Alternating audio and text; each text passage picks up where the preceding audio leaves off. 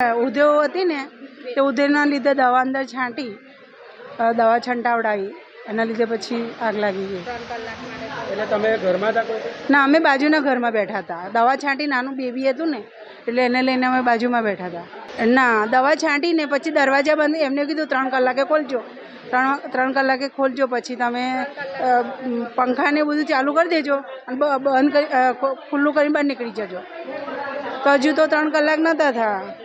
હવે તૈયાર મતલબ એકમાં થોડોક ટાઈમ બાકી હતો, 1:15 થયો હતો અને એકદમ જ ધુમાડો નીકળ્યો ને પછી બહુ જ ધુમાડો નીકળ્યો, આગ લાગી. કારેલી બાગ 4 રસ્તા પાણીની ટાંકી પાસે અમારી ફ્લેટમાં 3જા માળે આગ લાગવાનો કોલ મળતા અમારી ટીમ ઘટના સ્થળે પહોંચી આગ કાબૂમાં લઈ લીધી છે. હવે અત્યારે બધું સુરક્ષિત છે. આગનું કારણ જાણવા મળેલ નથી, પણ બેડરૂમમાં અને કિચનમાં આગ લાગી હતી, જે સંપૂર્ણ કંટ્રોલમાં લઈ લીધી છે.